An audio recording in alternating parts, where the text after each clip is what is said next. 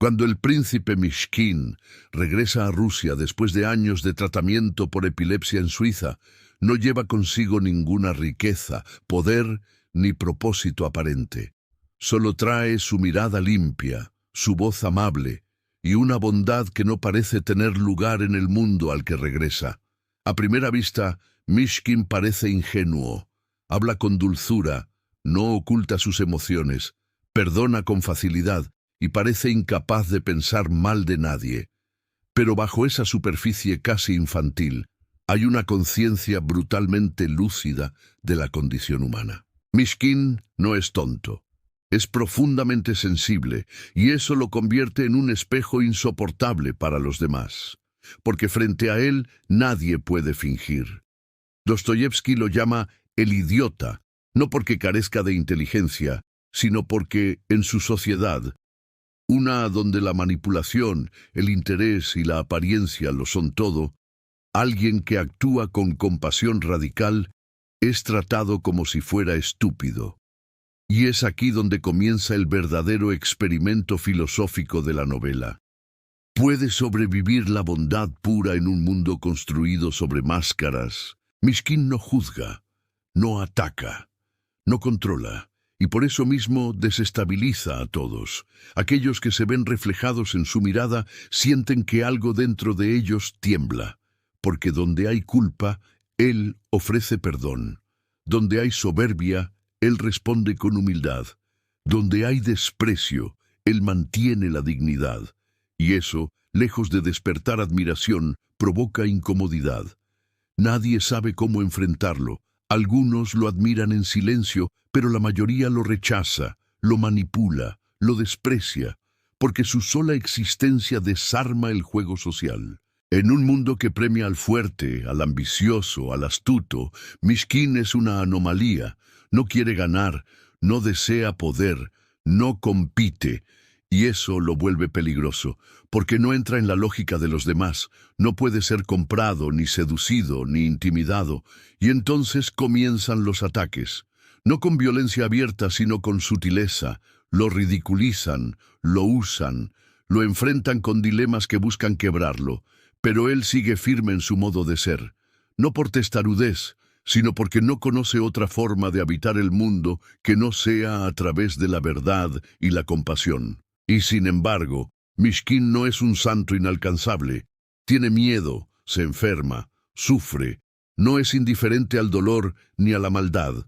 La siente, la absorbe, la carga como si fuera suya. Su epilepsia no es solo una condición médica, es una metáfora de su fragilidad, de su sensibilidad ante un entorno que lo supera. Cada ataque es como un recordatorio de que su alma, demasiado abierta, no puede resistir el veneno que lo rodea, y aún así vuelve a levantarse, a mirar a los ojos, a confiar. Lo trágico no es solo que el mundo rechace a Mishkin, lo trágico es que en el fondo lo necesita. Porque todos los personajes que se cruzan con él, desde los más nobles hasta los más viles, sienten en algún rincón de su ser que Mishkin encarna algo que han perdido, una pureza que ya no reconocen en sí mismos, y esa nostalgia los desespera.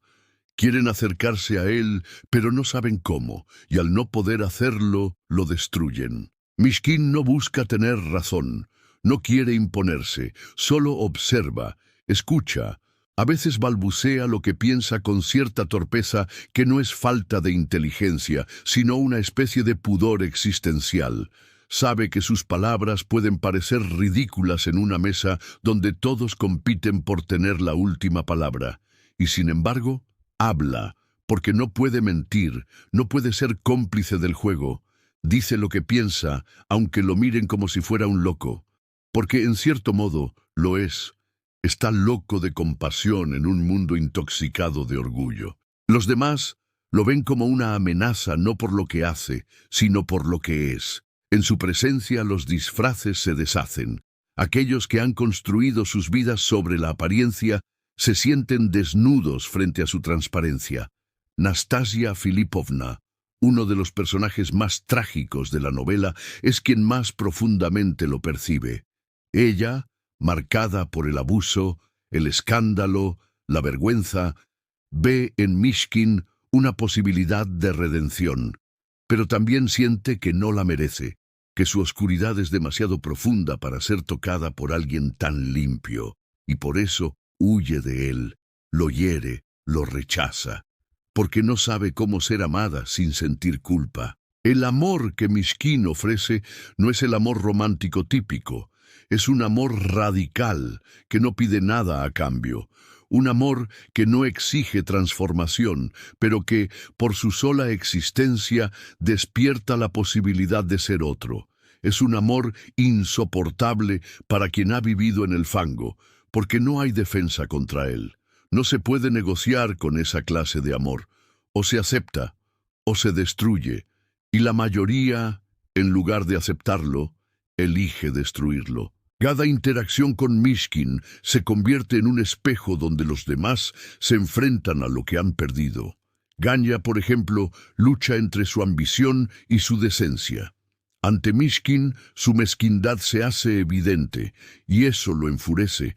No soporta sentirse inferior moralmente a alguien que considera inferior socialmente, y por eso lo ridiculiza, lo desprecia, intenta reducirlo a un bufón. Pero Mishkin no responde con odio. Incluso cuando es humillado, sufre en silencio y mira con una tristeza que no busca venganza. No porque sea débil, sino porque comprende algo que los otros no comprenden, que devolver el mal solo perpetúa el ciclo de destrucción, que la verdadera resistencia no es la fuerza sino la compasión sostenida. Y esa compasión lo desgasta, lo erosiona, porque ser bueno en el mundo de Dostoyevsky no es fácil, no es hermoso, es un sacrificio constante, un dolor permanente. Mishkin no es feliz, no vive en paz. Está constantemente desgarrado por el sufrimiento de los demás, por la crueldad que lo rodea, por la incapacidad de proteger a aquellos que ama. Él ve, siempre ve, y eso es lo que lo vuelve trágico. No puede ignorar la oscuridad, pero tampoco puede odiarla. Está atrapado entre la lucidez y la impotencia. Sabe que no puede cambiar a los demás, solo puede ofrecer su presencia. Y a veces, esa presencia es lo único que mantiene un hilo de esperanza en personajes al borde del abismo. Sin embargo, Mishkin también carga con una soledad insondable, porque nadie puede acompañarlo realmente. Aquellos que lo aman no logran entenderlo, y aquellos que lo entienden no logran amarlo. Está fuera del lenguaje común, fuera del contrato social. Es, en cierto modo, un extranjero en su propia tierra, y esa extranjería no es cultural, sino existencial. La tragedia de Mishkin no es solo que el mundo lo rechace, es que él, con toda su bondad, no puede evitar ser parte del colapso, no puede evitar que Nastasia se autodestruya, no puede evitar que el amor se convierta en culpa, no puede evitar que la verdad se vuelva insoportable para quienes han vivido demasiado tiempo entre mentiras. Y entonces entendemos que Dostoyevsky no nos está presentando un ideal. No está diciendo, sean como Mishkin. Está preguntando, ¿puede alguien como él vivir entre nosotros sin ser destruido? Y al ver lo que ocurre, la respuesta parece ser no. Mishkin no cae por ser débil. Cae porque no aprende a odiar, porque incluso cuando es burlado, golpeado, traicionado, no puede protegerse con la coraza del desprecio, porque incluso cuando la locura lo alcanza, cuando su mente se fragmenta, cuando su alma se desborda, sigue aferrado a la esperanza de que la bondad, en algún rincón, puede sanar. Pero esa esperanza no basta en un mundo que ha hecho del ego su religión. Lo trágico es que Mishkin nunca quiso cambiar a nadie, nunca predicó, nunca señaló con el dedo, solo fue, solo estuvo, solo se ofreció como presencia, y eso fue suficiente para revelar las grietas de todos los que lo rodeaban. Porque Mishkin no expone con palabras, expone con silencio, no acusa, pero su sola existencia desnuda, no pide justicia, pero el contraste entre su pureza y la hipocresía ajena hace que el sistema tiemble. y el sistema responde como siempre responde ante lo que no comprende, con exclusión, con ridículo, con destrucción. La novela no se llama El Santo, ni El Sabio, ni El Mártir. Se llama El Idiota, porque así lo ve el mundo, porque así lo tratamos cuando alguien aparece con un amor que no podemos devolver, con una bondad que nos obliga a mirarnos en un espejo que preferimos evitar. Y esa palabra, idiota, no es solo un insulto, es una condena, es la forma que tenemos de protegernos de lo que no queremos admitir, que hemos perdido algo esencial. Al final de la primera parte, Mishkin ya no es solo un personaje, es una pregunta viva, nos obliga a mirarnos con honestidad brutal. ¿Qué haríamos nosotros si nos encontráramos con alguien como él? ¿Lo seguiríamos? ¿Nos abriríamos? ¿O haríamos lo mismo que los demás? ¿Lo rechazaríamos por no hablar nuestro idioma, por no jugar el juego, por recordarnos lo que hemos enterrado? Porque Mishkin, con su ternura, nos recuerda que una vida sin máscaras es posible, pero también nos recuerda que esa vida cuesta todo. Cuesta la risa ajena, cuesta la incomprensión, cuesta la soledad. Y en un mundo que nos entrena para sobrevivir a cualquier precio, ¿quién está dispuesto a pagar ese precio? Dostoyevski no idealiza a Mishkin. Lo examina, lo expone, lo prueba. Nos muestra su caída no como castigo, sino como diagnóstico. Nos dice, aquí tienen al hombre bueno, mírenlo, obsérvenlo bien, porque no sobrevive entre ustedes, porque su bondad es tan extraña que la confunden con locura, y quizá tengan razón, quizá Mishkin esté loco, pero si lo está, es porque siente demasiado, porque percibe lo que otros han aprendido a ignorar, porque no tiene filtros ante el sufrimiento, y tal vez la salud mental en este mundo consiste justamente en no sentir tanto, en callar, en adaptarse, en fingir. Y si eso es la cordura, entonces quizá el único cuerdo sea el idiota. En algún momento, Mishkin deja de ser solo una rareza amable. Se convierte en un problema, un obstáculo, una presencia incómoda que rompe la armonía superficial del entorno. No porque busque hacerlo, sino porque existe, porque no encaja, porque no miente, no calcula, no manipula. Y eso, para quienes han hecho de la estrategia su forma de vida, es inadmisible. El mundo que rodea a Mishkin no es brutal a primera vista, no es un campo de batalla sangriento ni una distopía, es un salón elegante, una conversación culta, un brindis bien pronunciado. Pero detrás de cada gesto cortés hay ambición, detrás de cada sonrisa hay cálculo, y Mishkin, que no juega a ese juego, termina siendo visto como una amenaza silenciosa. Cuando un hombre se sienta en una mesa sin intentar imponerse, cuando habla desde el corazón y no desde el ego, descoloca. La conversación se vuelve tensa. La risa se apaga, porque su presencia deja al descubierto el teatro. Mishkin es como una luz encendida en una habitación donde todos han aprendido a vivir en la penumbra. No ilumina para acusar, pero su luz revela lo que nadie quiere ver.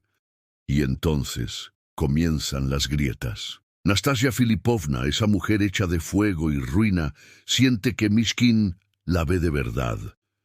No como objeto, no como escándalo, no como trofeo. La ve con compasión, con ternura, con aceptación. Pero esa mirada es insoportable, porque ella ya se ha convencido de que no merece amor, solo deseo o lástima. Y cuando alguien la ama sin condiciones, su mundo se desmorona. Lo mismo ocurre con Rogotchin. Él representa la pasión desenfrenada, el amor como posesión, la necesidad de devorar al otro para sentirse vivo. Cuando conoce a Mishkin, percibe algo que no puede nombrar, una forma de amar que no exige, que no domina, que no encierra, y eso lo llena de rabia, porque le muestra que su amor no es amor, sino hambre, y frente a eso reacciona con violencia. Mishkin no confronta directamente, no señala a nadie, no desafía abiertamente el sistema, pero, como un virus en un cuerpo enfermo, su sola presencia altera el equilibrio de la enfermedad y el cuerpo, por instinto, intenta expulsarlo. No con rechazo frontal, sino con pequeñas burlas, con miradas que lo ridiculizan, con decisiones sociales que lo empujan a los márgenes. A pesar de todo, Mishkin no se endurece, no se adapta, no aprende a odiar. Y esa fidelidad a sí mismo es lo que lo lleva al colapso. Mishkin empieza a debilitarse, no físicamente, sino desde adentro. Cada vez que intenta acercarse con sinceridad, es malinterpretado. Cuando habla con franqueza, creen que está fingiendo humildad. Cuando ofrece ayuda, piensan que busca manipular. La bondad, en su mundo, ha dejado de ser creíble, y eso lo rompe lentamente. Lo que en un principio era una incomodidad social, se convierte en un conflicto trágico. Mishkin no sabe cómo actuar frente al odio que no responde al odio. No comprende por qué sus actos son vistos con sospecha y empieza a dudar, no de sí mismo, sino del lenguaje, de la posibilidad de ser comprendido. ¿De qué sirve hablar con el alma si nadie escucha con el corazón? Los ataques no cesan. Rogojin se obsesiona, vigila, amenaza, intenta poseer a Nastasia como un objeto maldito que paradójicamente lo completa y lo arruina al mismo tiempo.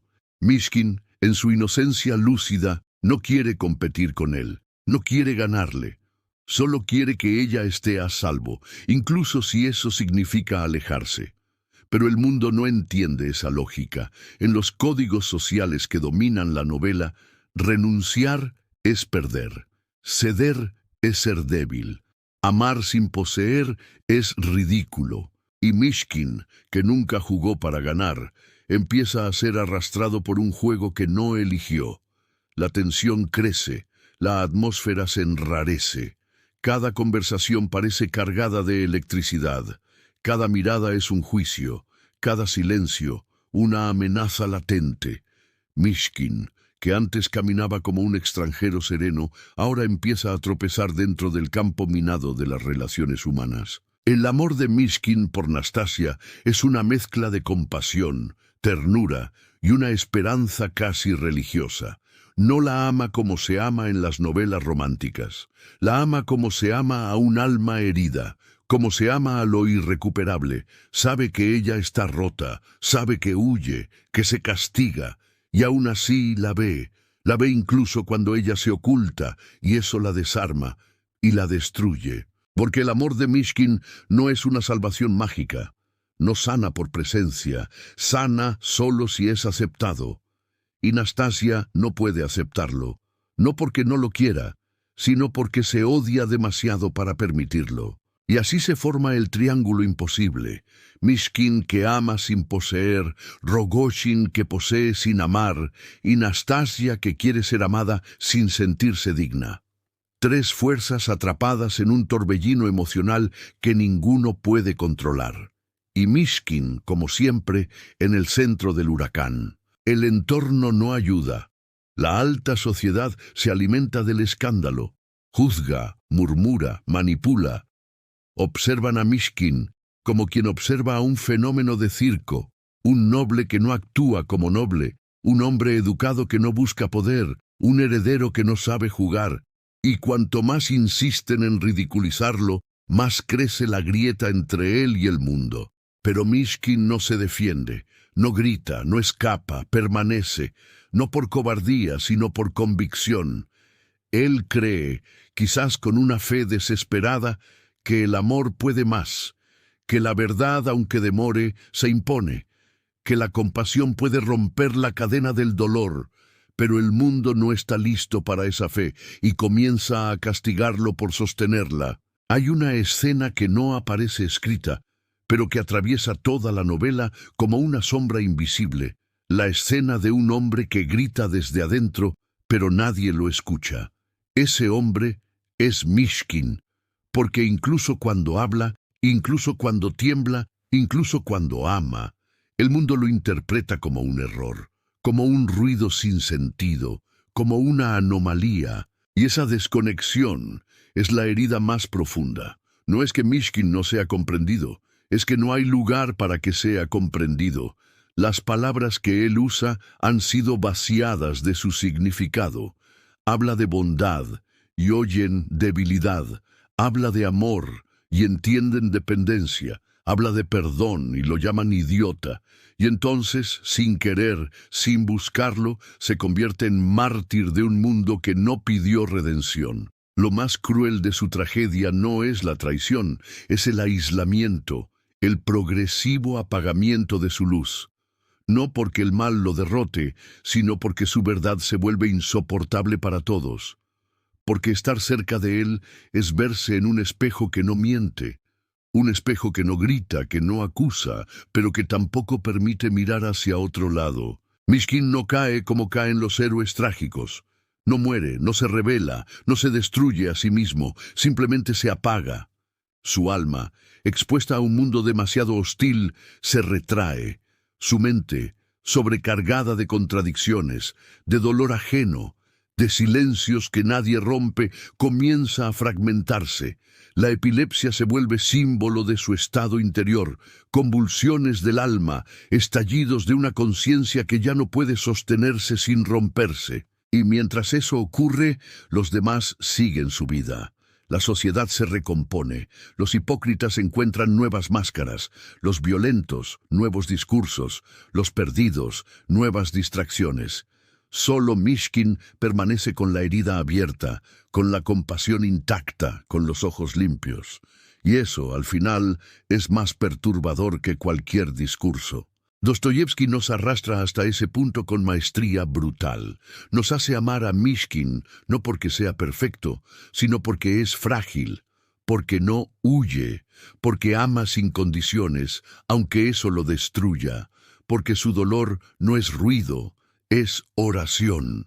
Una oración muda dirigida no a Dios, sino a la posibilidad de que aún exista algo humano en nosotros. Y así termina la segunda parte de esta historia. No con una explosión, sino con un silencio que pesa más que 1000 gritos, el silencio de un hombre bueno, rodeado de voces que ya no saben cómo escuchar. En el último tramo de El idiota, Mishkin ya no es el mismo, o quizás lo es, pero el mundo a su alrededor ha terminado de desgarrar lo que quedaba intacto. No es que haya sido vencido, sino que fue exiliado, no físicamente, espiritualmente, como si el lenguaje con el que hablaba ya no encontrara eco, como si su forma de amar se hubiese convertido en un dialecto muerto. La pregunta que queda, que Dostoyevski nos obliga a enfrentar, no es ¿qué le pasó a Mishkin?, es ¿qué le hicimos nosotros? Porque él no fue destruido por su enfermedad, fue empujado, cercado, exprimido emocionalmente hasta convertirse en una figura borrosa, desorientada, silenciosa, un alma rota que, aún rota, seguía ofreciendo ternura. En el clímax de la novela, cuando Nastasia cae, cuando la locura de Rogojin se impone, Mishkin no grita, no se defiende, no huye. Se sienta al lado del asesino, lo acompaña, le tiembla el cuerpo, pero no el alma, y en ese gesto final, Dostoyevski nos muestra el grado más extremo de compasión humana, la que se extiende incluso al verdugo, no por debilidad, sino porque su visión del mundo no distingue entre culpables e inocentes, sino entre almas heridas y almas que aún no saben que lo están. Pero esa forma de mirar, esa ternura radical, lo deja solo. No hay recompensa para el hombre bueno. No hay redención para el que ama sin esperar nada. Porque el mundo necesita conflicto, necesita roles, necesita que el bueno enfrente al malo, que el héroe derrote al villano. Y Mishkin no entra en esa estructura, por eso su historia no termina con gloria, termina con silencio. Y ese silencio es lo que nos golpea, porque en él entendemos que la sociedad no castiga al mal con la misma violencia con la que castiga a la bondad incomprensible. El mal se adapta, se disfraza, incluso se celebra, pero la bondad auténtica se aniquila. Y entonces surge la pregunta inevitable: ¿Puede alguien como Mishkin vivir entre nosotros? ¿Puede la bondad pura, sin defensa, sin cinismo, sin condiciones, tener un lugar real en la sociedad moderna? Dostoyevski no responde con palabras, responde con una escena, con un hombre sentado al lado de un asesino, con un silencio que es más elocuente que cualquier discurso, con un final que no consuela, que no enseña, que no cierra. Porque eso es lo que hace Dostoyevski cuando está en su estado más despiadadamente humano. No ofrece consuelo, sino espejo. No da respuestas, sino preguntas. Preguntas que atraviesan la piel, que se clavan en el estómago, que despiertan en medio de la noche. ¿Qué harías tú si vieras a alguien como Mishkin entrar en tu vida? ¿Lo escucharías? ¿Lo respetarías? ¿O te reirías de él? ¿Le abrirías la puerta de tu casa, de tu círculo, de tu alma? ¿O lo etiquetarías como raro, como ingenuo, como demasiado blando? ¿Estás preparado para una presencia que no te juzga, pero que, por no hacerlo, te obliga a juzgarte a ti mismo? Mishkin no tiene enemigos, pero casi todos terminan siendo su adversario, porque nadie soporta demasiado tiempo la presencia de alguien que ama sin reservas, porque ser amado así implica verse tal como uno es, sin escudos, sin máscaras, sin escape, y eso, en el fondo, nos aterra. Dostoyevski entendía esto con una claridad dolorosa. Él mismo había experimentado la traición, el sufrimiento, el colapso. Él sabía que el alma humana está hecha de contradicciones, que todos, en algún punto, huimos del amor verdadero porque nos enfrenta con nuestras zonas más oscuras, porque preferimos el drama al perdón, el juego al encuentro, el ruido a la verdad. Por eso Mishkin fracasa, no por defecto, sino por pureza, porque su alma es demasiado clara para un mundo que se alimenta de sombras. Pero aquí está lo más perturbador de todo. Dostoyevski no nos dice que seamos como Mishkin, nos dice que lo escuchemos, que lo miremos, que lo recordemos, que lo llevemos dentro, aunque sepamos que nunca podremos vivir como él. Porque, en última instancia, Mishkin es lo que perdimos, lo que fuimos antes de aprender a fingir, lo que soñamos ser cuando éramos niños, lo que aún, muy dentro, a veces deseamos volver a ser, aunque no sepamos cómo. Quizás por eso, cuando Mishkin finalmente se quiebra, no sentimos alivio, sentimos vergüenza, porque no fue él quien falló.